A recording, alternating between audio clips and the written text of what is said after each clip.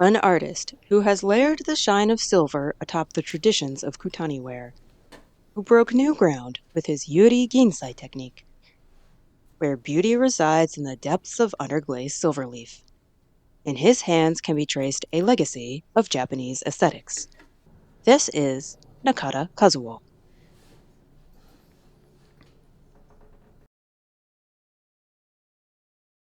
Ishikawa Prefecture, Komatsu City. Here, in the land of Kutani Ware tradition, are artists who quietly develop new innovations. Encasing silver beneath glaze, drawing out pale, gentle glimmers, Yuri-Ginsai.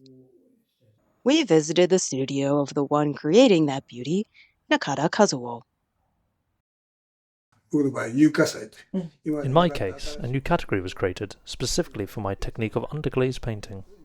Along with being recognised as a holder of that technique, I was also designated a living national treasure. I was truly grateful and thrilled.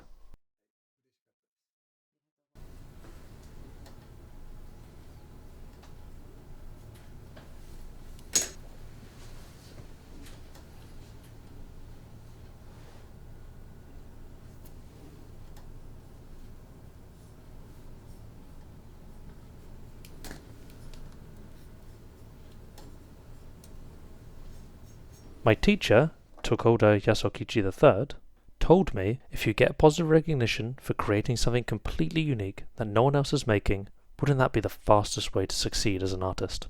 When I thought about what no one else was doing, I went, oh, come to think of it, no one uses silverleaf as a material. As you might know, that's because silverleaf had a bad reputation for oxidizing and turning black. So I thought to apply a glaze on top of the silver to close it off from the air and prevent that colour change. At first, I tried it out with just a tiny little piece. It was hand glazed and kind of rough around the edges. But when my teacher saw it, he said, "This is pretty interesting." He said he'd never seen anything like it before, or rather that possibly no one had ever done it before.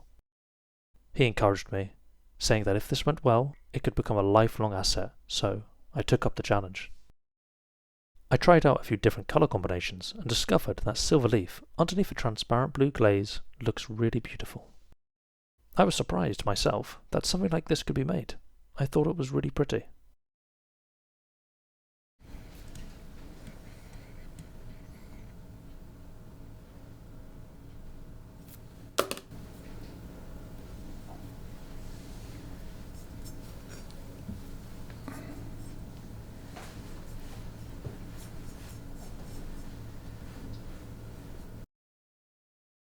None of my pieces are exactly the same. I think about the placement of the pattern as I work.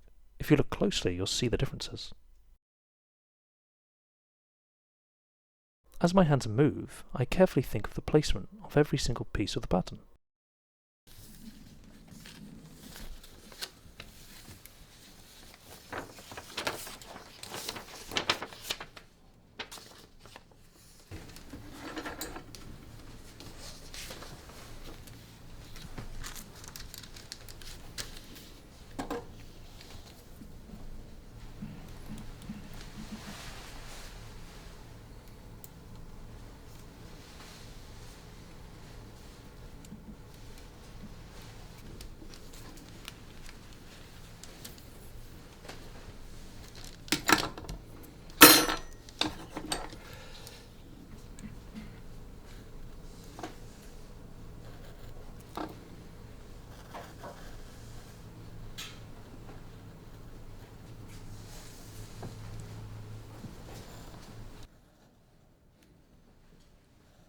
Gold leaf can be tricky to handle since it's quite thin.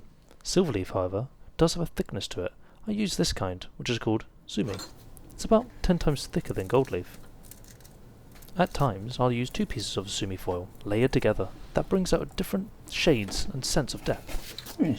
Depending on the pattern, I might even layer 4 or 6 pieces of foil.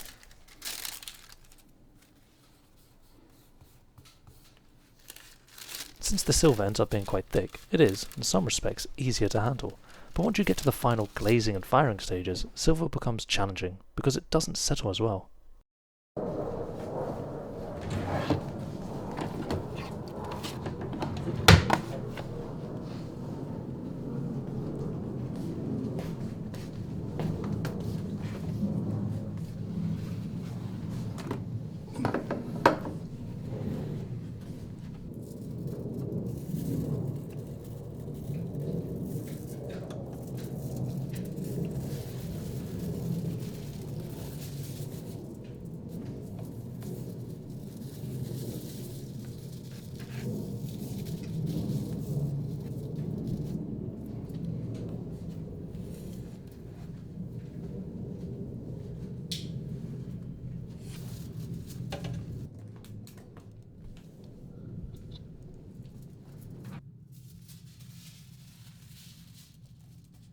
I put the sheets like this, then spread paste between them.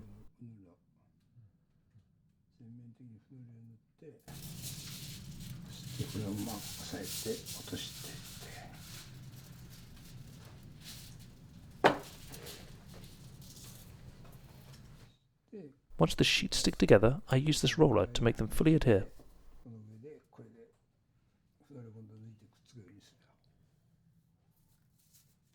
Layering the sheets of silver creates a sense of depth. I get my foil custom made from a foil shop. Depending on what I want to depict, I'll get a wide range of sizes and thicknesses.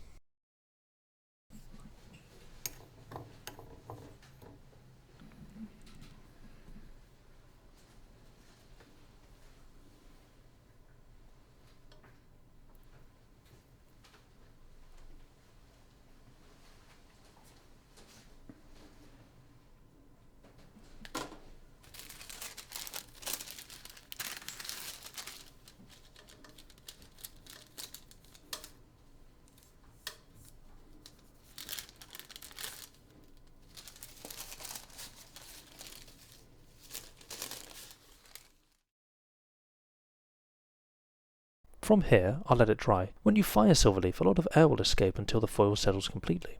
So I press it down, make adjustments, press it down again, repeat the process 3 or 4 times.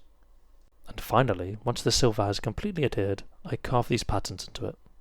When I need a lot of a certain pattern, I'll sometimes use a hole punch, but these are all cut by hand. When cutting by hand, they never come out perfectly round, but you can tell a person cut it, that someone's hand made it. Even if it's a bit uneven, there's a certain warmth to it. That's why I generally hand cut all the patterns in these conspicuous areas. It has nuance and flavour, you see? So, these parts are handcrafted too. The main thing is to convey that sense of being made by hand.